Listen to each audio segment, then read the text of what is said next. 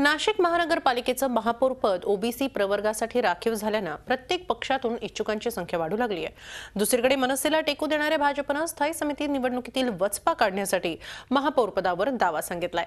तर कायम संधीच्या शोधात असणारी शिवसेनाही महापौर पदाच्या रांगेत उभी असल्यानं संगीत खुर्चीच्या खेळात चांगलाच रंग भरलाय।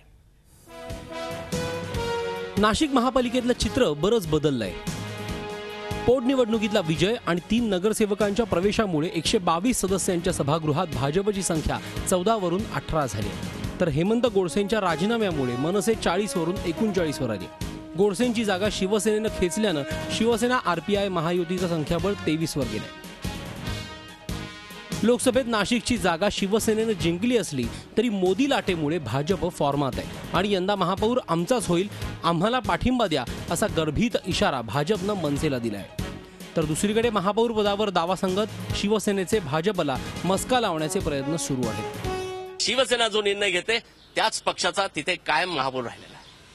आपण आता पुढच्या येणाऱ्या महापौर नो डाऊट या संदर्भात महायुतीचे नेते बसतील, माननीय उद्धव साहेब या संदर्भात निर्णय घेतील, परंतु शिवसेना निश्चितपणे शिवसेनेचाच महापौर असेल अशी मला खात्री आहे। ह्या वेळेला भारतीय जनता पार्टीचा महापौर पदावर दावा आहे।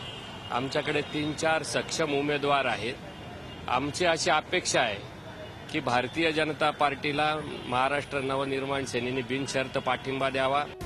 या सगळ्यात गटबाजीच्या राजकारणाने पोखरत चाललेली मनसे मात्र बॅकफूटवर आली आहे। भाजपची समजूत घालण्यात येईल असा विश्वास व्यक्त करत वसंत गीतेंनी पक्षातल्या विरोधकांना टोला लगावलाय।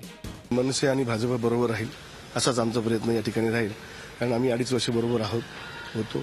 छोटीशी गोष्ट आहे की ती काही संधी साधू माणसं पक्षात येतात आणि जातात, त्यातली एक संधी साधूंना ते मिळालं, त्याच्यामुळे ते केलंय। काँग्रेसकडे 14, राष्ट्रवादीकडे 20 आणि अपक्ष 5 असं संख्याबळ आहे। कुणाला तरी पाठिंबा देणं किंवा तटस्थ भूमिका घेणं हे 2 पर्याय सध्या काँग्रेस अपक्ष आघाडीसमोर आहेत।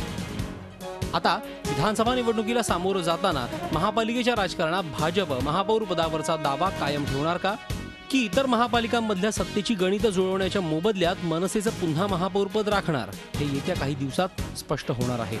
Mukul Kulkarni, Zee media, Nashik. Zee 24 तास रहा एक पाऊल पुढे।